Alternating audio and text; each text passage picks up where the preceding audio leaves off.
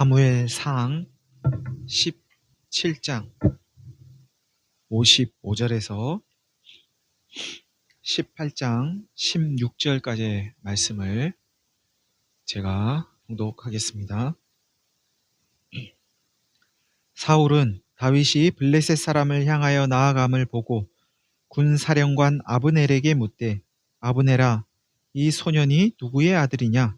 아브넬이 이르되, 왕이여, 왕의 사심으로 맹세하옵나니 내가 알지 못하나이다 하매, 왕이 이르되, 너는 이 청년이 누구의 아들인가 물어보라 하였더니, 다윗이 그 블레셋 사람을 죽이고 돌아올 때에 그 블레셋 사람의 머리가 그의 손에 있는 채 아브넬이 그를 사울 앞으로 인도하니, 사울이 그에게 묻되, 소년이여, 누구의 아들이냐 하니, 다윗이 대답하되, 나는 주의 종 베들레헴 사람 이새의 아들이니이다 하니라. 다윗이 사울에게 말하기를 마치매 요나단의 마음이 다윗의 마음과 하나가 되어 요나단이 그를 자기 생명같이 사랑하니라. 그날에 사울은 다윗을 머무르게 하고 그의 아버지의 집으로 다시 돌아가기를 허락하지 아니하였고, 요나단은 다윗을 자기 생명같이 사랑하여 더불어 언약을 맺었으며, 요나단이 자기가 입었던 겉옷을 벗어 다윗에게 주었고, 자기의 군복과 칼과 활과 띠도 그리하였더라. 다윗은 사울이 보내는 곳마다 가서 지혜롭게 행하매 사울이 그를 군대의 장으로 삼았더니 온 백성이 합당히 여겼고 사울의 신하들도 합당히 여겼더라.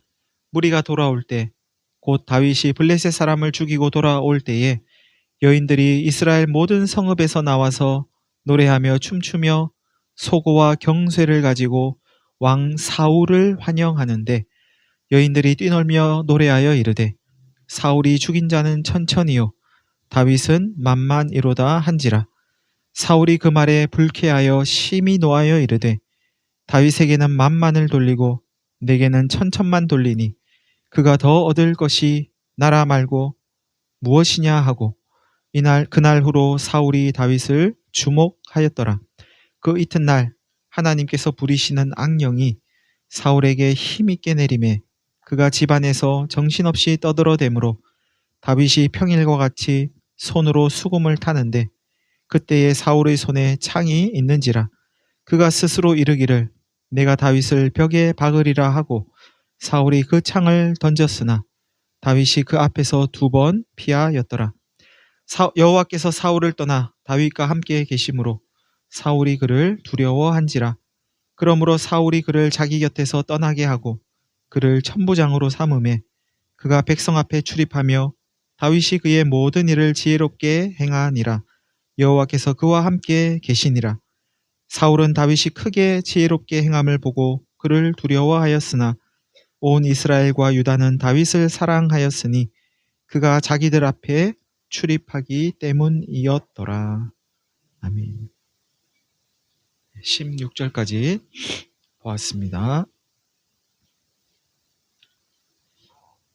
사울은 다윗이 블레셋 사람을 향하여 나아가는 것을 보고 군대 사령관 아브넬에게 이 소년이 누구의 아들이냐 물었다 하면서 오늘 본문은 시작합니다. 오늘 본문에서 사울이 다윗이 누구의 아들인가 3번 묻습니다. 군 사령관에게 2번 묻고 사울이 다윗에게 직접 한 번 이렇게 묻는데요. 여러분 좀 이상하지 않아요? 사울은 다윗이 누구인가 이미 알고 있습니다. 그의 아버지도 알고 있어요.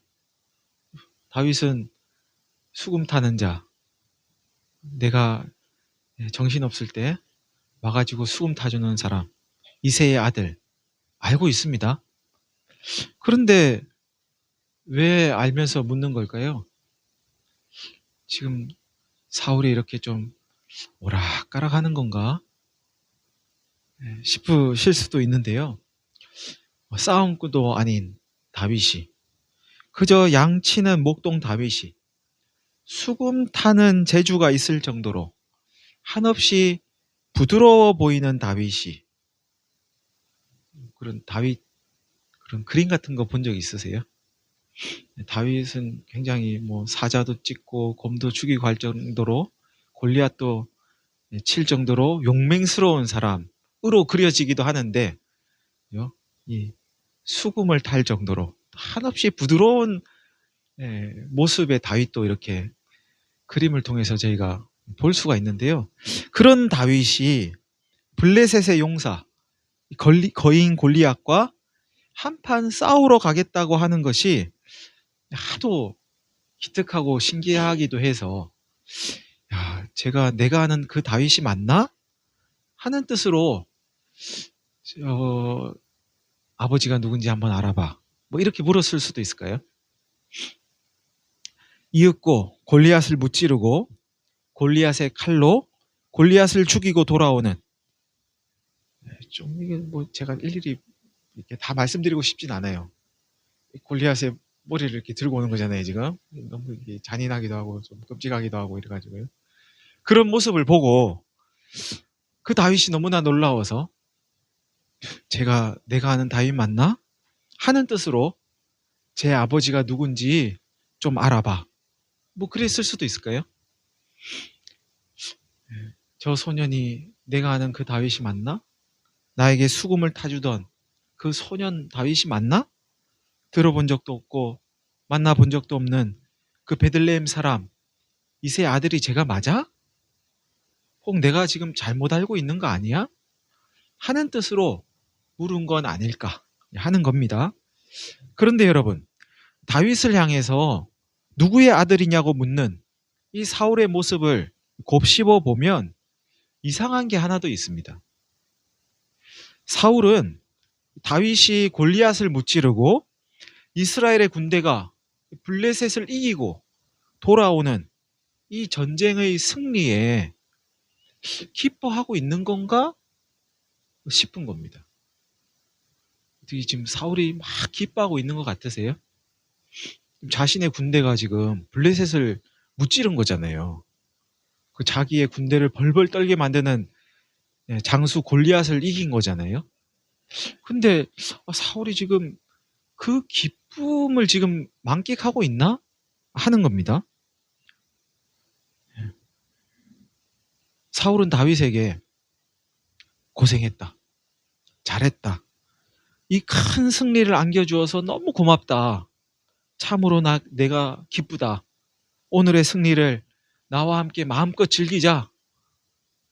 뭐 이런 이야기를 하지 않아요. 여러분 같으면 그러시겠죠. 너 정말 잘했다. 오늘 하루 마음껏 나와 함께 먹고 마시자. 그러지 않으시겠어요? 근데 그런 말 한마디를 하지 않습니다. 사울은 신기할 정도로 이 큰 승리 앞에서 기뻐하지 못하는 것처럼 보입니다. 이런 큰 승리를 얻었는데 그 승리를 조금 더 누리지 못하는 것 같습니다. 그럴 수가 있나? 안 기쁜가? 지금 너의 나라 백성이 지금 전쟁에서 이긴 게 아니잖아요. 우리나라 백성. 그리고 이 사람 왕이에요, 왕. 왜 사울은 골리앗과 블레셋을 이긴, 생명이 죽음을 이긴 이 승리를 기뻐하지 못하고 누리지 못하는 것처럼 보일까요? 반면 이어지는 본문에는 전쟁에 참여하지 않고도 오늘의 승리를 오롯이 자신의 승리로 여기면서 함께 기뻐하는 한 사람이 등장합니다. 복음을 받아들인 사람이죠. 그는 바로 사울의 아들 요나단입니다. 다윗이 사울에게 자신이 이새의 아들이라고 말하는 것을 들은 요나단은 그의 마음이 다윗의 마음과 하나가 되었다고 오늘 본문은 말씀합니다. 다윗의 승리가 요나단의 승리가 된 거죠. 이스라엘의 승리가 요나단의 승리가 된 겁니다. 죽음을 이긴 생명에 요나단의 마음이 합해진 거죠. 네 마음이 내 마음이야. 당신들의 마음이 제 마음이에요. 당신들의 승리가 내 승리고 당신들의 생명이 내 생명입니다. 마음이 합해진 거죠. 요나단은 다윗을 자기 생명처럼 여기면서 다윗과 언약을 맺고 자기의 겉옷과 군복과 활과 칼과 띠를, 허리띠겠죠. 다윗에게 다 줍니다. 내게 네 거야. 내 생명이 네 생명이야. 그러면서 다 줘요. 전쟁은 여호와께 속한 것이다 했던 다윗의 믿음에 요나단의 믿음이 합해진 겁니다. 다윗의 하나님이 요나단의 하나님이 된 겁니다. 이렇듯 요나단은 다윗의 승리, 이스라엘의 승리, 생명의 승리에 연합했지만 사울은 왕이면서도 이 승리에 연합하지 못했습니다. 왜 그랬을까요? 사울은 다윗을 집으로 돌려보내지 않고 자기 곁에 머무르게 하면서 이 일 저 일을 시켰는데 다윗이 모든 일을 지혜롭게 잘 해냈답니다. 사울이 기분이 좋았겠죠. 안 좋았을까요? 뭐 다 잘하네. 기분 나쁘게. 그랬을 수도 있을까요? 내가 시키는 일을 다 잘하는 신하. 보기 싫을까요? 뭐 빈틈이 없구나. 너무 좋아. 예. 여러분의 마음이 사울의 마음이기를 바랍니다. 그래서 사울은 이 다윗을 군대의 장으로 삼았답니다. 뭐 오늘 우리나라로 치면 뭐 국방부 장관이나 아니면 합참의장이나 합동참모본부 의장이나 뭐 이런 이제 군대를 지휘할 수 있는 권한을 준 거죠. 이 일을 온 백성과 사울의 다른 신하들도 합당하게 여겼답니다. 다윗 그 정도 할 만하지. 다윗 그 정도의 권한을 주는 것 정말 왕이 잘하는 일이야. 이렇게 여겼다는 거예요. 인재를 등용하는 거. 이거는 최고 지도자의 가장 중요한 능력 가운데 하나 아니겠습니까? 어떤 사람을 인재로 등용하느냐. 뭐 왕으로서 굉장히 중요한 일이잖아요.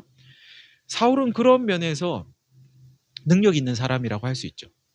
능력 있는 사람을 그 자리에 앉히는 거. 이 대단한 능력 아니겠습니까?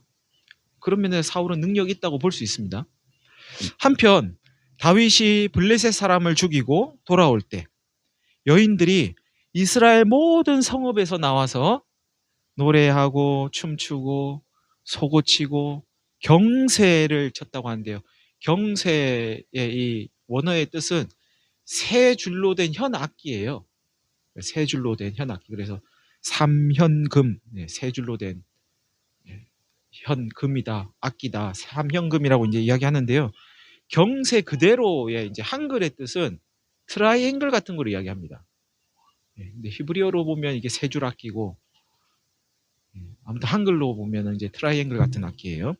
아무튼 뭔가 이렇게 소고도 치고, 여러 자기들이 가지고 있는 악기를 가지고 춤추고 노래하면서 기뻐했는데, 오늘 본문은 그게 왕 사울을 환영하는 일이었다고 이렇게 이야기합니다. 사울을 환영하는 거예요. 그러면서 부르는 노랫말은 이렇습니다. 사울이 죽인 자는 천천히요, 다윗은 만만히로다. 이 말을 들은 사울이 불쾌하고 심히 화가 났답니다. 어떻게 사울이 화낼 만합니까? 여러분이 사울이면 화 나시겠죠? 아니에요? 아이 뭐 그 정도로 뭐 화를 내나? 화 안 나시겠어요?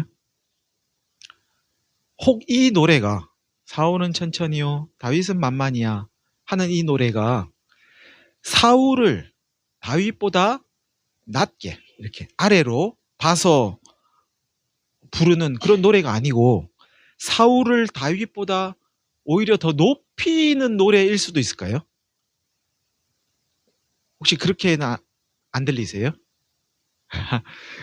그렇게 듣고 싶진 않으세요?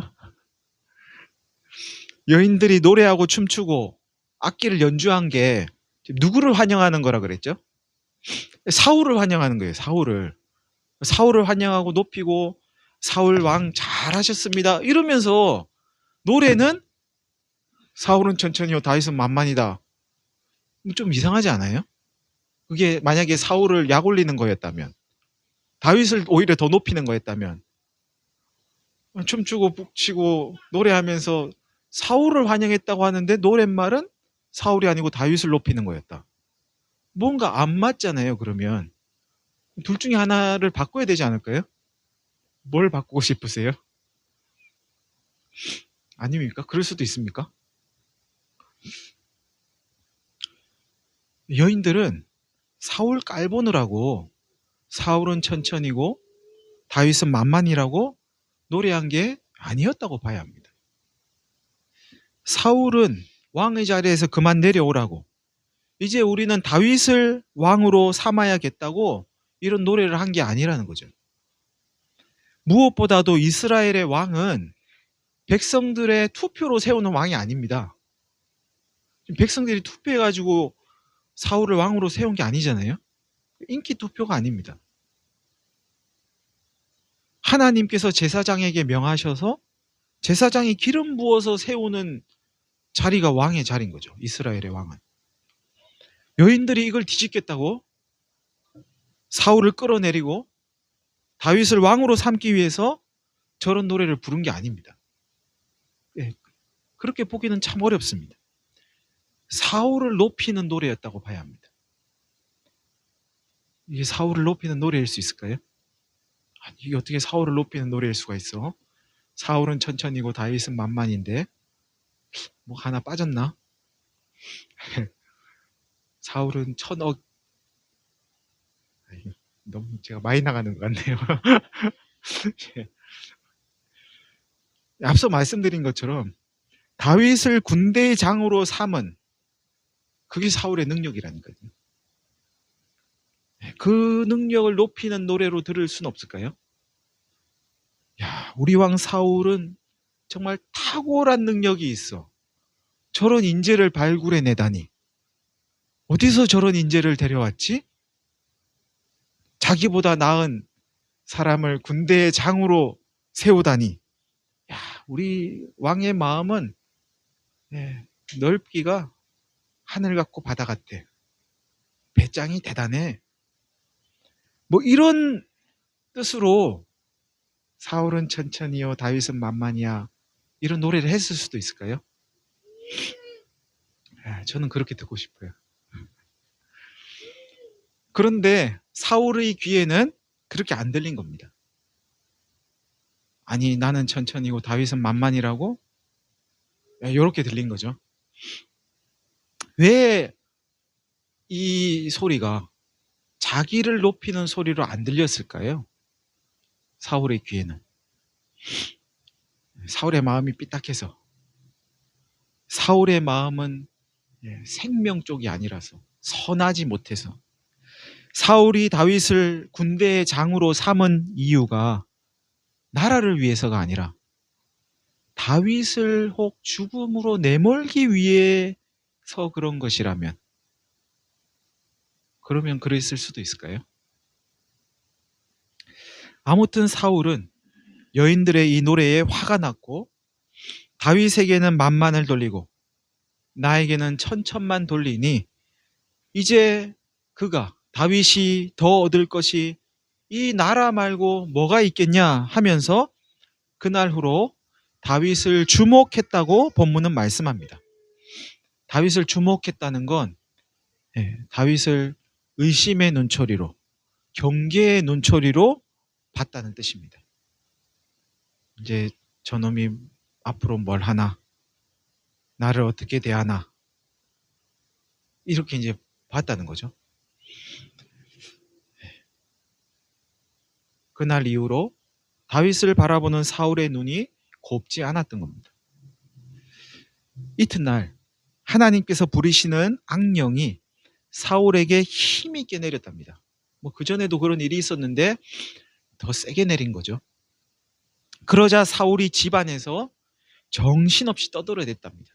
그전에도 그랬는지는 모르겠는데 이번에는 악령이 세게 임하니까 사울이 뭔가 자기도 모르는 소리를, 남들이 알아듣지 못하는 소리를 막 떠들어대면서 이제 그랬던 겁니다. 다윗은 늘 그랬듯이 사울을 위해서 수금을 탔는데 사울의 손에 창이 있었답니다. 뭐 막 긴 창은 아니고 짧은 단창이 아니었을까 싶은데요.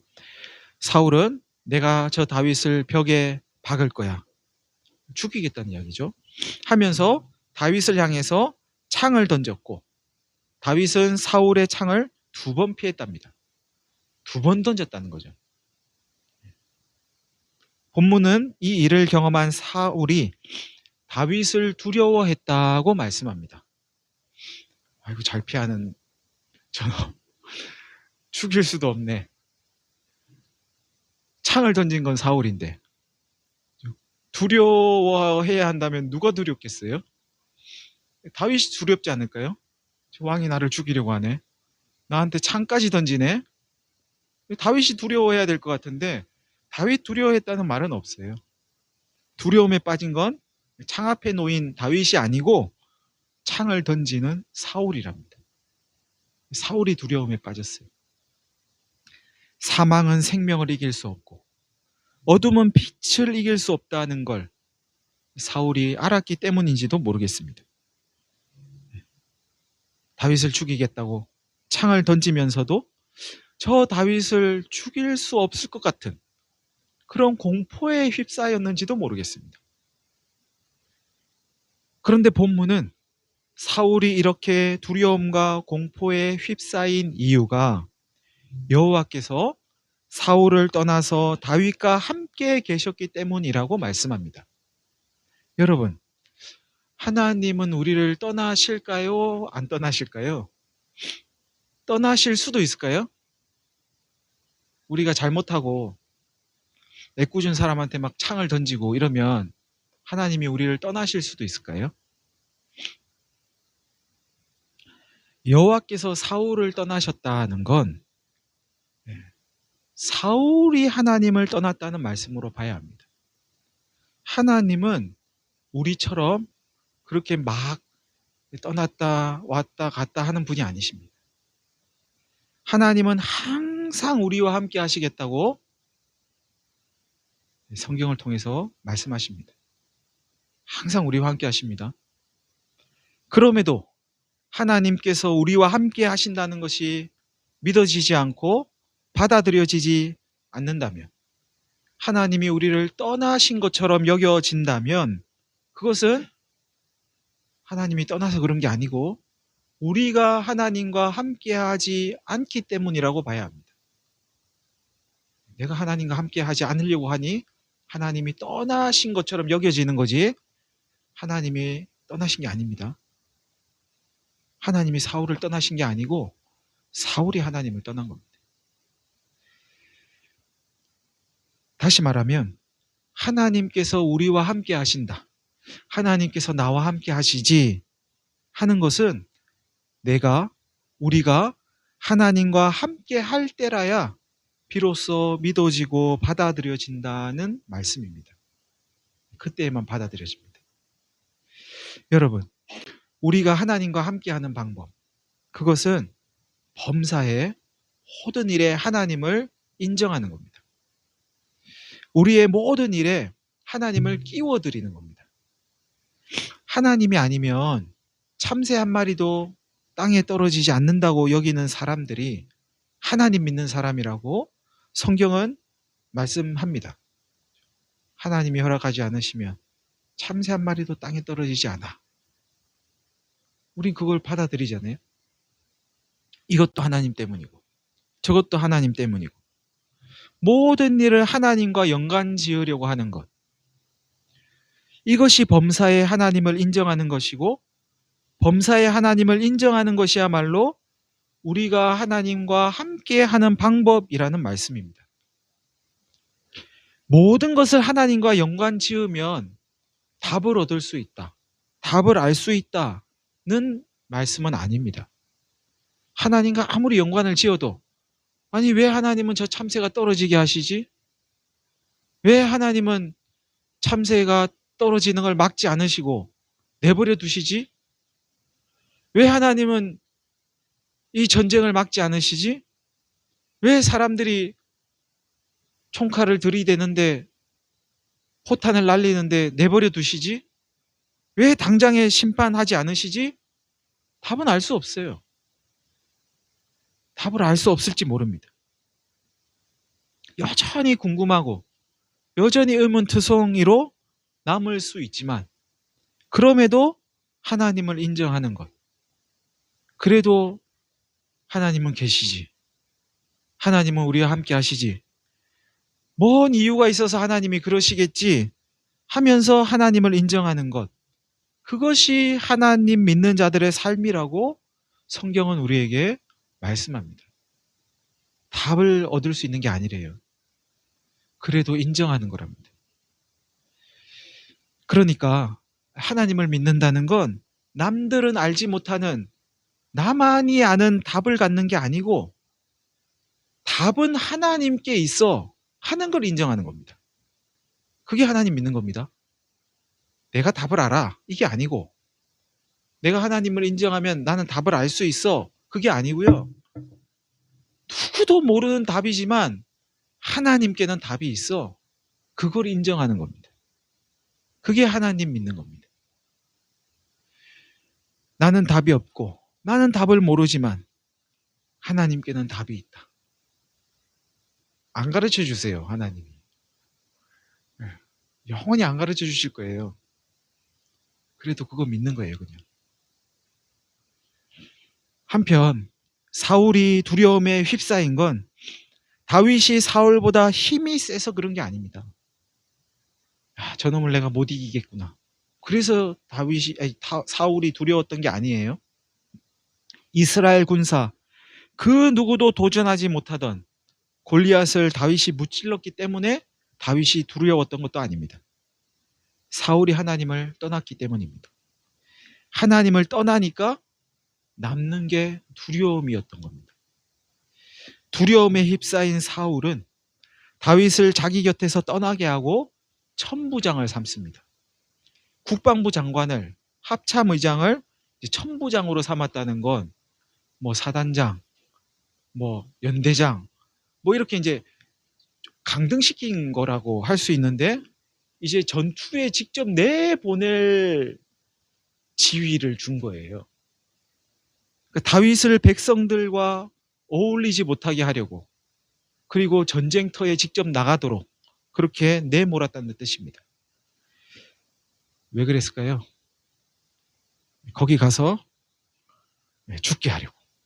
싸우다가 한 목숨 바쳐라. 뭐 그런 뜻인 거죠.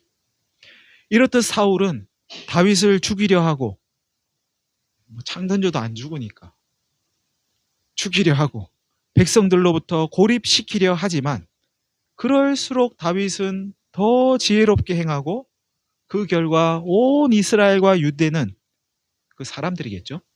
사람들은 다윗을 사랑했다고 오늘 본문은 말씀합니다. 그런데 이렇게 된 건 다윗이 이렇게 사랑받고 전쟁터를 나가도 살아오고 지혜롭게 행하고 그랬던 건 여호와께서 다윗과 함께 계셨기 때문이랍니다. 다윗이 두려워했다는 말은 어디에도 없어요. 충분히 두려워할 수 있는 상황이었지만 하나님과 함께하는 다윗은 전혀 두렵지 않고 하나님 떠난 사울만 두려워했답니다. 여러분, 오늘 본문은 이스라엘을 벌벌 떨게 했던 골리앗을 무찌르고 승리했음에도 그 승리를 누리기는커녕 두려움에 사로잡힌 한 사람, 이스라엘의 왕 사울을 보여줍니다. 다윗의 승리, 이스라엘의 승리를 사실 사울의 승리잖아요. 그런데 그걸 자기의 승리로 인식하지 못하는 한 사람, 여인들의 노래를 자신을 환영하는 것으로 여기지 못하는 한 사람, 마침내 하나님까지 떠나버리는 한 사람, 그런 한 사람에게, 그런 사울에게 남겨진 것은 두려움이었답니다. 여러분, 사울은 이스라엘의 왕이었으면서도 왜 골리앗을 무찌르고 블레셋을 이긴 이 승리에 참여하지 못했을까요? 왜 여인들의 노래를 자신을 환영하는 것으로 받아들이지 못했을까요? 왜 이렇게 하나님까지 떠나게 되었을까요? 사울이 생각하는 승리는 자기가 직접 얻어야 하는 승리였기 때문입니다. 사울에게 승리란 자신이 직접 다른 사람의 생명을 빼앗을 때만 누릴 수 있는 그런 것이었기 때문입니다. 다른 사람이 얻은 승리에 숟가락 얹는 것은 자존심 상하는 것이라 여겼기 때문이죠. 그것은 내 승리 아니야. 그것은 네 승리지. 그건 다윗 네가 이긴 거지 내가 이긴 거 아니야. 사울이 다윗을 죽이려고 했던 이유가 여기에 있습니다. 골리앗을 이긴 다윗을 죽이면 어떻게 되는 거죠? 자기는 골리앗보다도 강하고 다윗보다도 강한 사람이 되는 거잖아요. 내가 최종 승리자가 된다고 여겼기 때문이죠. 내가 직접 취해야 하는 승리, 내가 직접 얻어야 하는 생명. 사울은 죽음의 세력을 이긴 생명에 참여하는 것으로는 기뻐할 수 없고 더 큰 힘으로 힘을 짓눌러야 직성이 풀리는 힘의 논리, 곧 죽음의 논리에 사로잡힌 사람이었습니다. 그렇기에 죽음의 권세를 몰아낸 하나님의 승리에, 생명의 승리에 동참할 수가 없었던 겁니다. 여러분, 사울의 길은 예수께서 십자가와 부활을 통해 이루신 하나님의 복음과는 거리가 멉니다. 사울의 길은 자기가 직접 닦아야 되는 길이에요. 내가 닦은 것만 길이야 하는 거죠. 반면 하나님의 복음은 예수께서 닦아 놓으신 길을 그저 받아들이는 겁니다. 기독교 신앙은 우리가 뭘 하는 게 아니죠. 기본적으로 받아들이는 겁니다. 하나님께서 다 이루어 놓으신 걸 받아들이는 거예요. 우리한테 뭘 하라고 강요하지 않아요. 우리가 뭘 한다면 그건 하나님 은혜에 그저 감사해서 하는 거지 뭘 받아내려고 뭘 얻어내려고 하는 게 아닙니다. 내 죄를 내가 해결하기 위해서 내가 십자가에 달려야 되는 거 아니죠. 내가 죽음의 권세를 몰아내야 하는 거 아닙니다. 우리에게는 그런 힘도 없고 능력도 없습니다. 그래서 예수님 믿는 거죠. 내가 그런 힘과 능력이 있으면 내가 달리면 돼요. 내가 십자가 달리면 됩니다.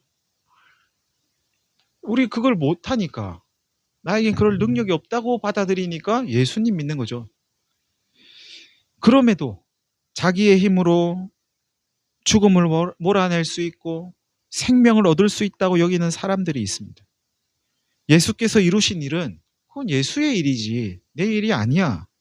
내 일은 내가 해야지 하는 사람들이 있습니다. 굉장히 멋있어 보이지만 그건 믿음의 길은 아닙니다. 자기 외에는 누구도 믿을 수 없기 때문에 스스로 자기를 구원하려고 하는 거죠. 여러분, 내가 나를 구원하겠다 하면서 생명이신 하나님을 떠나는 것, 그게 죽음입니다. 그 길에는 두려움이 있을 뿐이라고 오늘 성경은 우리에게 말씀합니다. 우리가 갈 길은 아닙니다. 우리는 예수가 걸어가신 길을 마치 내가 걸어간 것처럼 받아들이기만 하면 됩니다. 예수의 부활이 그렇게 하면 예수의 부활이 나의 부활이 되고 예수의 기쁨이 나의 기쁨이 되고 예수의 생명이 나의 생명이 된다고 성경은 우리에게 말씀합니다. 사랑하는 성도 여러분, 예수의 십자가와 부활을 통해 하나님께서 이루신 그 구원과 생명을 내 것으로, 우리의 것으로 받아들이셔서 그 기쁨에 참여하는 저와 여러분 되시기를 간절히 바랍니다. 성찬식을 하겠습니다.